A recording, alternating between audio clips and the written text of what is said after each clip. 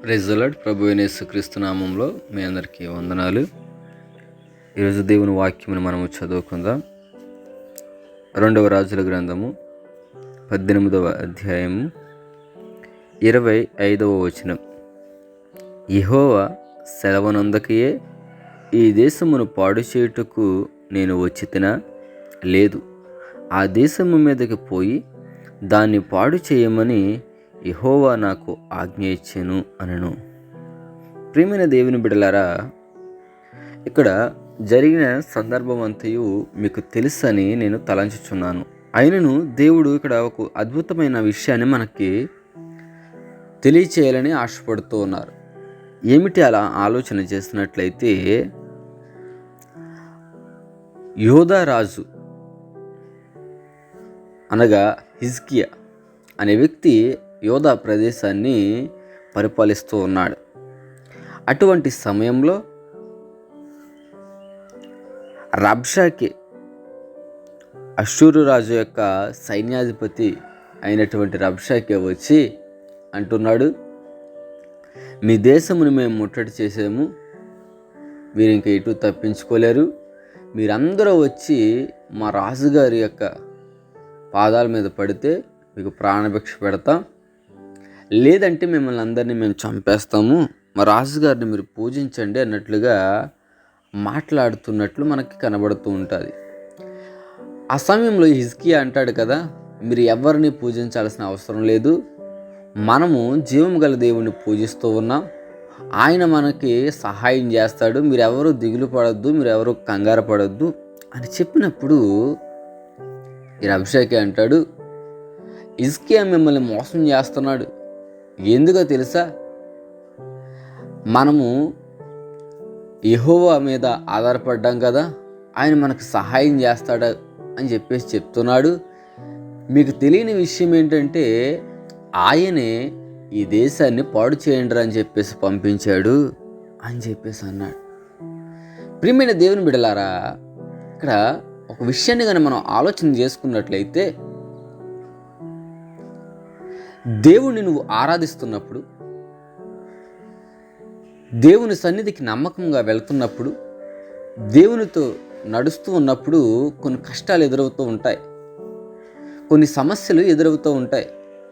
అటువంటి టైంలో ఒక వ్యక్తి నీ దగ్గరికి వచ్చి నీకు వచ్చిన కష్టాలను చూసి ఓదారుస్తున్నట్లుగా నీతో మాట్లాడినప్పుడు వారితో నువ్వు కొంచెం సన్నిహితం అవుతావు. అయినప్పుడు అంటారు కదా, దేవుడు దేవుడు అంటున్నా, నీ దేవుడిని కష్టాలు నీకు ఇచ్చాడు, మరి ఏం చేస్తా అని చెప్పేసి అంటారు. అన్నప్పుడు మనమైతే నిజంగా ఏమనుకుంటాం తెలుసా?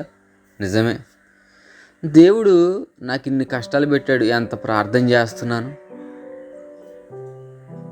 ఎంత దేవుని స్తుతిస్తున్నాను, ఎంత కానుకలు ఇస్తున్నాను,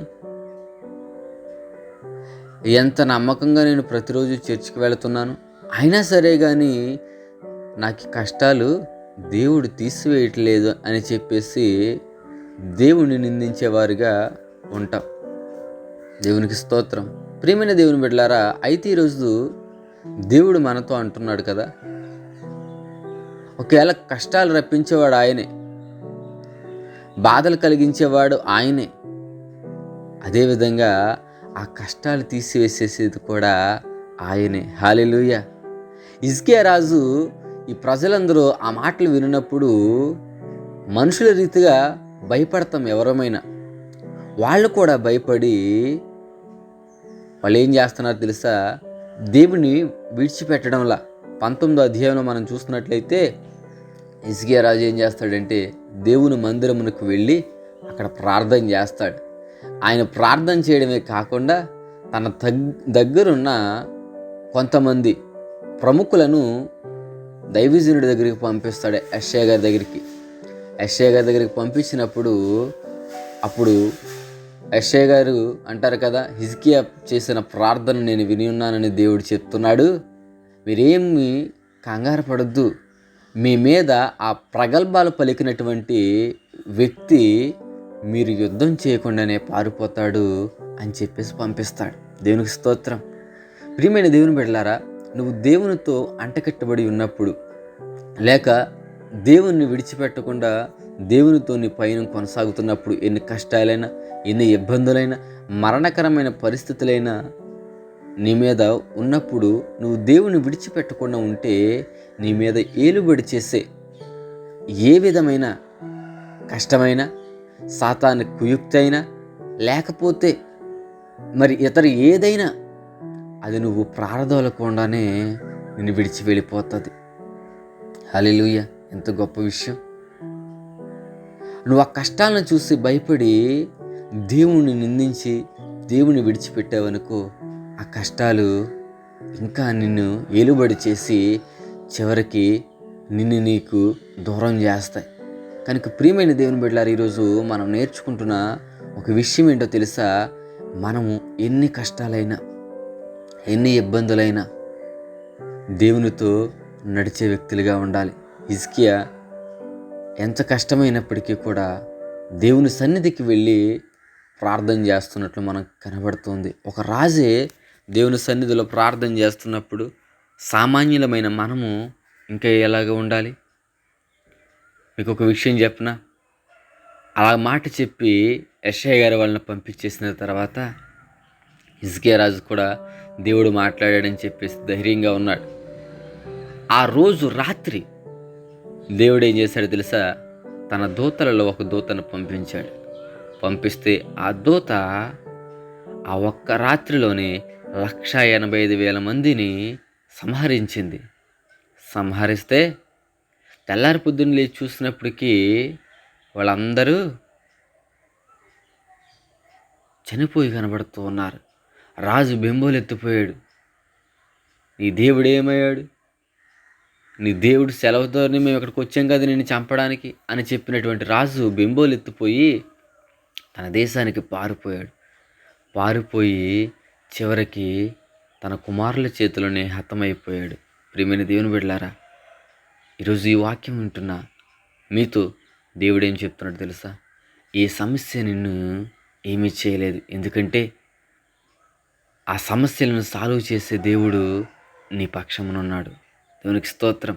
కనుక దేవుడు ఈరోజు మనతో అంటున్నాడు ఏమనంటే, ఎవరో మనుషులు చెప్పే మాటలను బట్టి నువ్వు నిరుత్సాహపడద్దు. దేవుడు నీతో మాట్లాడుతున్నాడు, నువ్వు ధైర్యంగా ఉండు.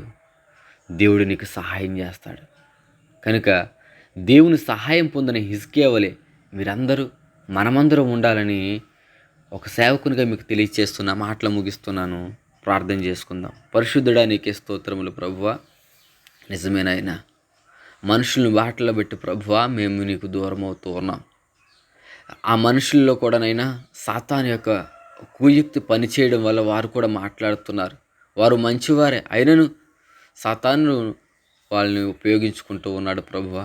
ఆ సాతాను యొక్క మాటలను మేము నాయన లక్ష్య పెట్టకుండా, ఆ సాతాను మాటలను ప్రభువా మేము చెవిని పెట్టకుండా ప్రభువా నీ మాటలు వింటూ నాయన హిజ్కియాలాగా ప్రభువా ప్రార్థించే వ్యక్తులుగాను, నిన్ను స్తుతించే వ్యక్తులుగాను, నిన్ను గణపరిచే వ్యక్తులుగా మమ్మల్ని అందరినీ మార్చండి.